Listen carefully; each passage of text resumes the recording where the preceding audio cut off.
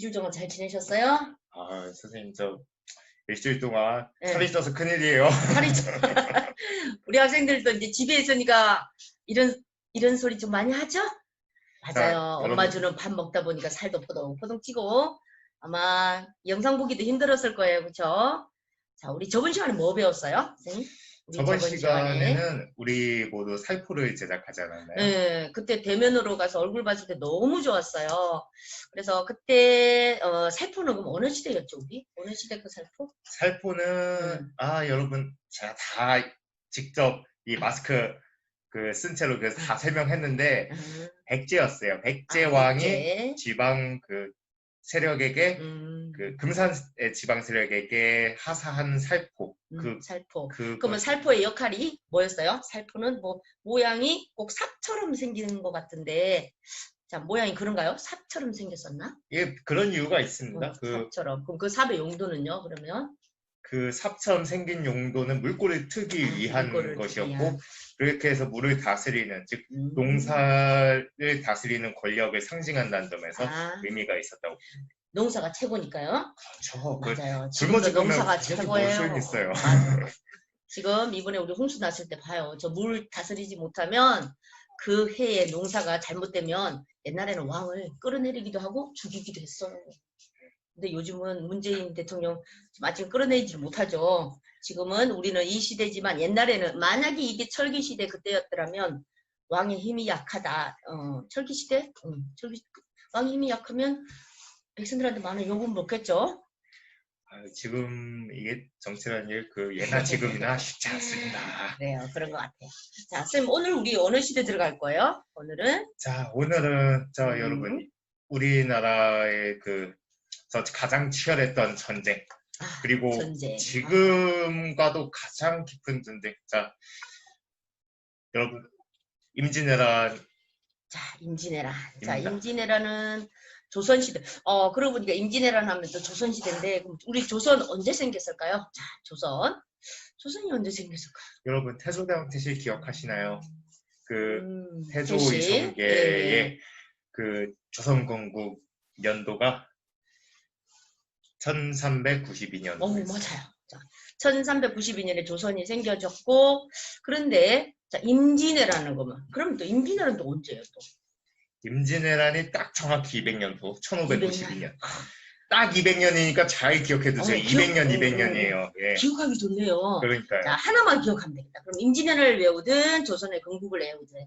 자, 그러면 자, 조선이 건국되고 1392년에 조선이 건국되고 딱 200년 뒤에 임진왜란이 일어난다는 거. 자, 우리 금산도 그때 피해가 많았죠. 금산도 엄청난 전장이었고 얼마나 중요한지 여러분이 가장 잘 모를 거예요. 그렇지만 이번에 우리가 배우면서 잘 알게 될 거예요. 맞아요. 그러고 보니까 우리가 임진왜란에 있는 그 전투만으로도 우리가 2번의 2차실 수업을 진행하잖아요. 맞습니다. 자, 이번에 이치대첩이라고 했고, 자, 다음에는 우리 뭐 700의총이라고 했나요? 그렇죠. 700의총이 조헌, 영규대사와 조헌의 그러면 우리는 그 임진왜란 전투가 몇 번 있었어요? 알려진 것만 총 5번의 전투가 있었다고 봅니다. 이 작은 마을에 5번의 전투를 치르려면 그 백성들이 얼마나 힘들었을까 꼭 한번 좀 생각을 해봤으면 좋겠어요. 지금 우리가 배불리 먹고 학교 지금 코로나 때문에 잠시 학교가 이런 상황이지만 그래도 누구든지 다 학교도 가는 의무적으로 다 가고 있잖아요. 그렇죠? 맞습니다. 그러니까 옛날에는 학교 가는 것도 힘들고 밥 먹고 하루 세끼 밥 먹기도 힘들었다는 거. 자, 그럼 우리는 지금 조선시대로 들어가 보는 거예요. 자, 들어가 봐요. 그럼. 자, 이제 조선에 대해서 우리 조선의 가장 치열했던 그 역사 현장에 대해서 우리가 알아보도록 해요. 네, 출발합니다.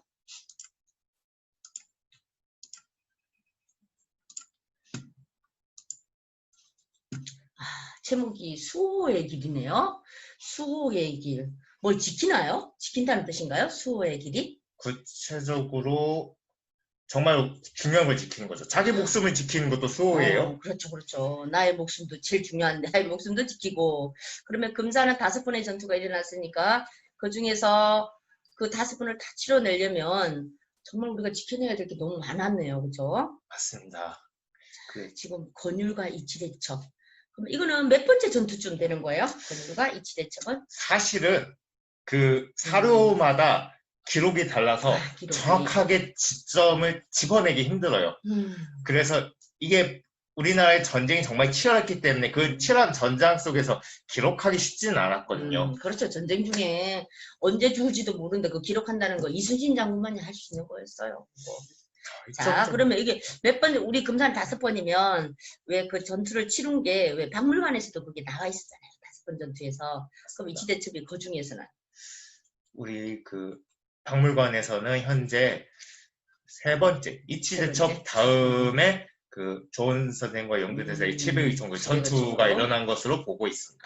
그러면 3번째쯤 된다는 거. 그러면 나중에 이렇게 5번의 전투를 한번 다 알려주세요. 알겠습니다. 자, 예, 그럼 진행해보자. 들어가죠. 네. 자, 이 사람이 이름이 누구인지 여기 다 이름은 적혀 있는데 자, 토요토미 히데요시. 일본 이름이네요. 그쵸? 예, 일본 이름입니다. 자, 우리가 가장 임진왜란을 그 7년을 이분이 돌아가시면서 전쟁은 끝나는 거죠. 맞습니다. 참 대단하신 분이다, 그렇죠? 우리한테는 철천지 원수가 될 수도 있고, 자, 이 부분은 이거 일본에 가면 이분의 저기 신사가 있어요. 혹시 기무덤 들어보셨어요? 기무덤? 기무덤과 코무덤에 대해서는 들은 바가 있습니다. 맞아요. 저도 선생님 여기를 체험학습을 갔을 때 깜짝 놀란 게 뭐냐면 토요토미 히데요시 신사가 딱 있는데 그 맞은편에 대각선으로 딱 맞은편에 한 100m예요. 100m 앞에 기무덤이 있어요. 제가 그 장면 보고 가장 가슴이 아팠어요. 그때 정말 떠올리기도 싫은 이름이었어요. 그때 우리 얼마나 힘들었을까. 사람이 코를 베고 귀를 벤다는 거는 진짜 이러고 사는 사람들, 이렇게 살아가는 사람도 있을 때요. 코가 없는 상태로도. 나중에 이거 전적을 위해서 코를 베가고 귀를 베간대요. 그냥 살아있는 상태에서. 그리고 너무 가슴 아픈 이름인데, 자, 어떤 일을 했을지 우리 들어가 보자고요.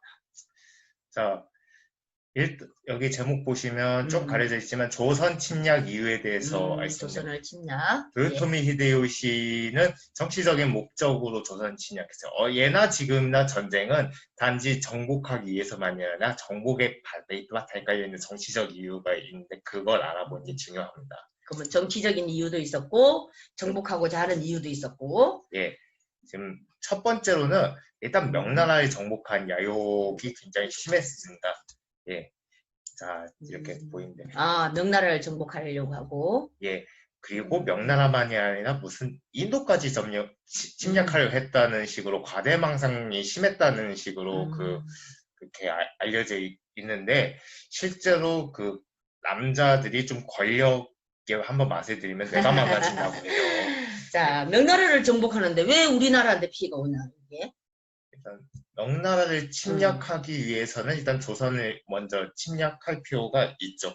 길목이기도 하고 한반도를 가만히 든 채로 명나라에 침공하는 건 불가능했으니까요. 그럼 우리나라를 지나서 명나라로 가겠다는 얘기네요, 그러면? 그렇죠. 그리고 다른 이유도 있습니다. 두 번째 이유로는 적혀 있는데, 자, 이거는 일본이 당시 전국시대가 이제 막 끝나고, 그 당시 통일을 했지만, 당시 무사 계급들이 많았어요. 맞아요. 무사들. 그러면 그분들이 뭐예요? 이제 자기들끼리 싸우다가, 자, 건 100년간 싸운다고 그랬어요. 그럼 100년간 자기들끼리 싸우다가 이제는 상대할 사람이 없어. 그래서 서로 이제 칼을 겨누는 형국이 어디로 방향을 다르게 하는 그런 걸 의미하는 거죠, 지금. 토요토미는 당시 그 일본을 통일하고 안정시키기 위해서는 칼든 무사들이 바깥으로 나가서 침략을 하는 게 정치적으로는 이익이었을 거라고 보면 돼요. 대단한 포부다, 그렇죠? 그런데 남의 나라를 짓밟으면서 가는 건 아니잖냐고. 당시에는 아무래도 좀 정복을 좀 명예로 여긴 경향이 더 심했고 어찌 보면 정복자이면은 학살자라고 볼 수 있죠. 그래서 정명가도.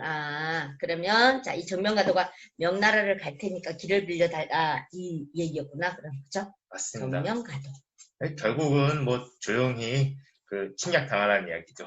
그렇죠. 이렇게 말이 되냐고. 우리를 우리 집을 지나서 이웃집을 가겠다는데 우리 집을 어떻게 뭐 우리 집 거실을 지나서 방을 지나서 가겠다는 얘기냐, 그죠? 이거는 용납할 수 없는 일인데, 근데 이렇게 이제 쳐들어옵니다. 이 일을 들어서. 자, 들어오는데, 자, 어디로 들어오는지. 자, 보세요. 일본에서 제일 먼저 들어오는 곳이 어딘지 보세요. 자, 우선 부산에 네, 상륙해서 부산. 그 부산 동네를 지나서 음. 충주를 지나서 여기는 안 나와 있지만 음. 충주에는 신립장군이 그 패배한 판금대 전투가 있었습니다. 가장 큰 취약점이죠, 이게 지금.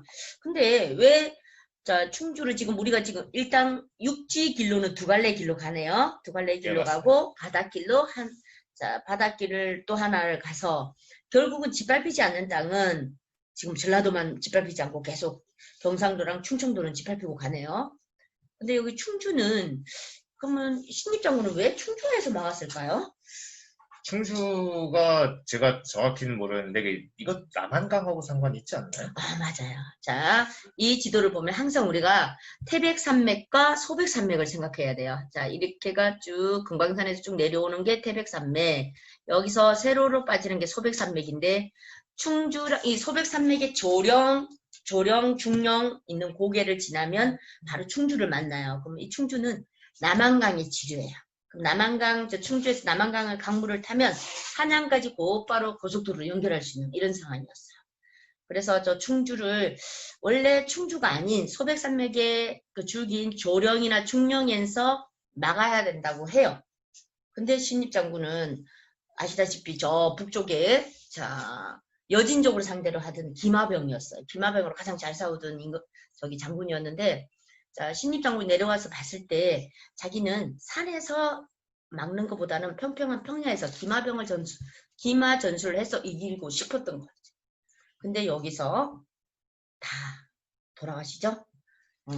당시 여기다가 일본군 배수의 진을 쳤는데 결국은 여기서 다 몰살해요. 결국 잘못 싸웠고 당시 일본군 상대로 그 패배하면서 이제 한약 보성을 내주게 되는데 그 이 소식 듣고 선조임금님 어떡하지 그러면? 도망가야죠. 도망가지 아. 않으면 잡혀서 죽게 되는 건데 죽는 것보다 낫습니다만 임금이 도망을 가버렸으니 백성들은 요즘 말로 멘붕에 빠지게 됩니다. 너무 어이가 없었다, 그쵸? 자, 쌤 이거 이제 뒷이야기인데 일본군들이 가장 황당했던 게, 한양에 가면 원래 임금님만 사로잡으면 전쟁은 끝나는 줄 알았어요.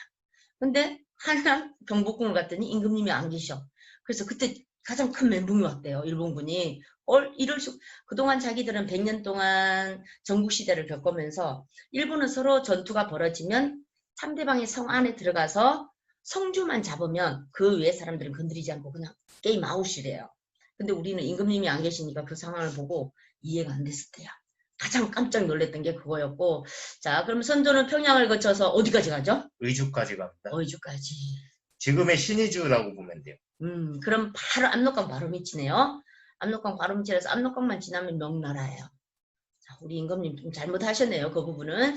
실제로 그 명나라로 저 망명을 하려다가 신하들이 명나라로 잡아가면 너 임금 인정 안 하겠다는 그 압력 때문에 못 도망갔다는 비하인드 스토리가 있습니다. 참 어디나 참 시대별로 이거 아픔의 연속인데, 이 선조 임금님은 정말 질타를 많이 받을 만한 일을 하셨어요. 그럼 백성들을 버리고 백성들을 어떡하라는 얘기냐고, 그죠? 결국은 한양까지 뚫을 때, 부산에서 한양까지 갈 때 20일밖에 안 걸려요. 자, 그때 걸어서 우리가 옛날에 이 길을 통해서 과거 시험을 보러 갈 때도 이렇게 열심히 걸어서 가는데도 20일 걸려요. 근데 여기 지금 전쟁을 치르면서 가잖아요. 전쟁을 치르면서 가는데 20일 걸린대요. 이 얘기는 제대로 된 전투를 벌인 적이 없다는 얘기죠. 지방 수비군들 당시 방어 체계와 그 당시 군대의 질이 매우 형편없었기 때문에 이렇게 쉽게 뚫렸다고 보면 돼요. 자, 우리가 200년 동안 전투가 없었다지만 그게 이제 군대 체제가 재성방약 체제라고 해서, 이건 이제 조금 더 중2 되면 이거 이해할 수 있어요. 그러니까 군대 체제가 달랐어요. 지금하고 달랐고 조선 초하고도 달랐고, 그걸 보면 우리 백성들이 무능한 건 아닌데 군대 체제가 지금의 전투랑 좀 달랐다는 거. 그래서 그 정도는 조금 이해를 하시고 왜 이렇게 무능력하게 일본한테 속수무책으로 당했을까? 이거는 백성들이 무능해서는 아니라는 거. 근데 무기가 정말 없었어. 그죠? 우리가 갖고 있는 무기는 기껏해야 죽창이나 뭐 몇 가지밖에 없어. 총도 없었잖아요. 우리는. 예, 소형 총통이 있긴 있었지만 아무래도 그건 나중에 활약해야 되고요. 지금으로서는 뭐 쓰지 못하는 상황이었죠. 그렇죠. 자, 이 지도를 보면 참 한심하기는 하지만 어쨌든 임진왜란은 이렇게 시작했고요. 자, 이게 그러면 세 가지가, 자, 조선 왕은 선조는 피난을 가셨고, 그렇죠. 명나라는 참전을 하네요. 명나라는 왜 들어가요, 근데? 명나라 입장에서는 조선이 함락되고 그 일본이 자기적으로 칼 겨누는 게 보이니까 바로 참전을 해서 그 자기 땅을 침략 못하게 하는 것이 맞죠. 그동안 참고 있다가, 그러니까 도와주지 않고 참고 있다가 가만히 보니까 조선이 함락당하면 바로 명나라가 쳐들어오니까 자기 나라가 전쟁터가 잘 될 것 같으니까 우리한테 도와주러 오는 거죠? 명나라 입장에서는 국익을 위한 판단이었다고 생각해요. 한심하다, 그쵸? 자, 그러면 장기전으로 간답니다. 일본은 기동전의 목표가 좌절되면서 장기전으로 간다. 근데 원래 목표는 그게 아니었잖아요. 일본은 빨리 와서, 자, 빨리 선조를 사로잡고, 그리고 바다를 통해서 한양으로 올라가서, 자, 거기서 직결해서 군량미나 다 회복해서 다 끝내는 걸. 전쟁은 빨리 속전속결하는 걸로 계획을 잡았을 텐데, 장기전으로 들어간대요. 자, 그럼 일본도 좀 난감하겠네요, 그렇죠? 일본은 예상치 못한 상황에 대비해야 됐습니다. 자, 그럼 대비를 하는데, 오, 여기가 어딜까요? 자, 지금도 우리 금산군의 논밭에 이런 게 많죠? 맞아요. 지금 딱 요 장면이에요. 자, 벼가 살랑살랑, 자, 노랗게 익어가죠. 이게 익으면 우리가 쌀이 되는 거죠. 맞습니다. 그러면 쌀은 군인한테 있어서 최고의 보급품? 맞습니다. 그게 사실 제가 군 훈련소에서 네. 정말 훈련 후에 먹은 단 과자 그때 나눠줬을 때 그때 먹었던 것이 아직도 기억나는데 여러분 훈련소 가면요 다 똑같아요. 단 것에 굶주리게 되고 여러분 지금 배가 부르니까 별로 생각 없겠는데 7년 후에 한번 봅시다. 자, 쌀밥이 최고라는 얘기죠. 맞습니다. 자, 이 쌀이 근데 여기 왜 나왔을까요? 자, 전쟁은 쌀, 불량미가 최고. 하긴 우리 한 끼 굶으면 하루만 굶어도 배고프다고 그러잖아요. 근데 전쟁하면서 하루 굶는 거는 다반사겠죠. 전쟁에서 하루 굶게 되면 그만큼 전투력이 급감하기 때문에 치명적인 문제라고 할 수 있습니다. 싸울 힘도 없겠다, 그렇죠? 그래서 그럼 쌀을 꼭 지켜야 되는 거네요. 맞습니다. 반대로 말해서 적게 쌀을 탈취할 수 있다면 아주 좋죠. 그렇죠. 그러면 일본은 이걸 노리겠네요. 그렇습니다. 우리나라 쌀을. 헐. 자, 이건 그럼 아까 우리 전투, 자, 왜군 20만 명이 상륙을 했고요. 부산에서부터 쭉 이런 거 다 힘들어서 다 못 외워요. 자, 이것만 보세요. 신입의 충주 전투 보시고요.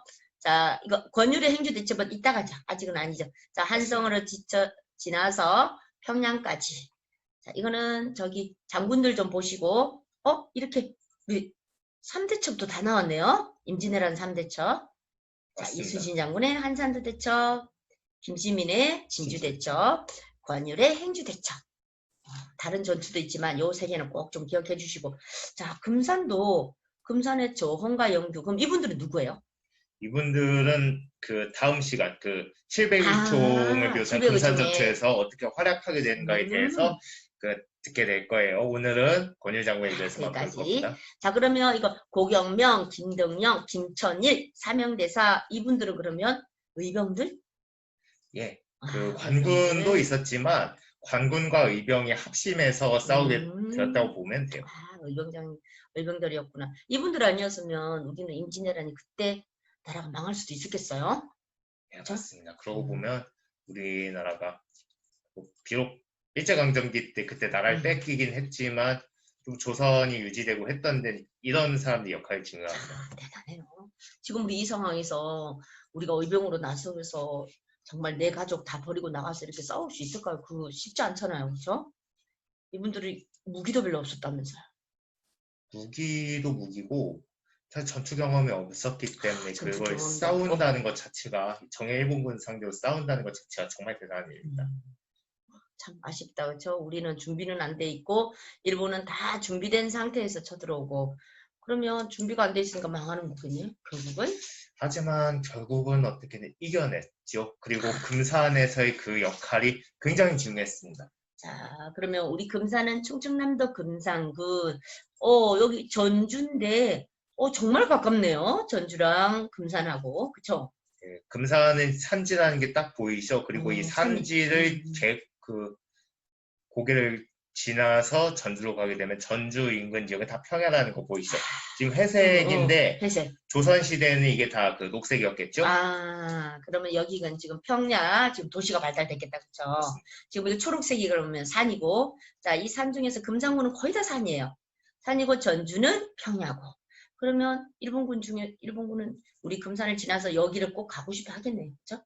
그래서 금산의 그 역할이 굉장히 중요했다고 볼 수 있어요. 어떻게 됐을까 되게 궁금하네요. 자, 금산이 점령되면 양갈래로 전주를 공략할까? 양갈래로. 자, 이 길은 그럼 어딜까요? 여기는? 자, 여기는 용담댐을 지나서 진안군? 예, 맞습니다. 아. 진안 쪽에서 전주로 가는 길이 있고, 이 지역을 좀 이따 보여드리겠지만, 웅치라는 지역이 있어요. 그 고개를 지나서 그 전주로 가는 길이 있습니다. 아, 그러면 진안군을 지나서 그럼 웅치네요. 그럼 웅치 전투가 있고 금산에서 그럼 이 양쪽에 길이 있는데 전주성 이거 두 개 다 막아내기가 쉽지 않겠는데요? 금산은? 예, 그게 쉽지는 않지만 그 중에서도 이치에서 한번 그 막아내는데 성공하였는데 그것은 바로 수업을 하도록 할게요. 여기서 웅치 쪽도 중요했지만 이치가 뜨면 이치에서 바로 전주로 갈 수 있기 때문에 이치는 반드시 막아내야 했어요. 정말 양갈래가 다 중요하지만 이치가 더더욱이나. 근데 여기 우리 막아요? 진짜 우리가 막아요? 스포일러인데. 막았을까요? 자, 그럼 이제 수업을 들어가도록 할게요. 이렇게 이치, 웅치. 예. 그 웅치는 완주군. 그 완주군 안쪽에 전주시가 있는데, 그래서 쉽게 말해 전주와 진안군. 쌤, 여기는 완주군은 이치가 완주군 아니에요? 이치가 완주군을 대둔산 이쪽이 진산에서 완주 넘어가는 그 완주. 쪽이 이치고요. 아, 이게 크게 완주군이구나. 아, 예. 제가 잘못 봤습니다. 그러면 자, 웅치로도 들어가도 완주군을 만나고 이치로 넘어가도 완주군 안에 전주시가 있는구나. 그렇죠. 그렇기 때문에 쉽게 말하면 이 두 곡을 둘 다 막아야겠어요. 간단히 설명했지만 웅치는 뚫려서 7조 전주성으로 일본군이 침입을 했는데 다행히도 그 전주성에서는 그 막아내는데 성공해요. 일촉즉발의 상황이었다고 보게 되고 그거는 왜 어떻게 막게 되었는지 일본군이 왜 갑자기 후퇴를 하게 됐는지는 다음 시간에 설명할게요. 그렇구나. 다행이네요. 이렇게 뚫리면 어떻게든 이때 끝날 수도 있는 상황이었잖아요. 그렇죠? 예, 우리가 일본말 쓰게 되는 거 아닌가 걸리는 그 순간이었죠. 아이고 아찔합니다. 자, 다행히 웅치는 뚫렸지만 금방 회복을 했고 이치는 끝까지 막아냈다는 얘기죠. 맞습니다. 네. 자, 이제는 조금 쉬고 이제 다시 다음엔 이혜정 선생님과 함께 그 수업을 해서 어떻게 이치에서 전투가 일어나는지에 대해 설명하게 될 거예요. 네.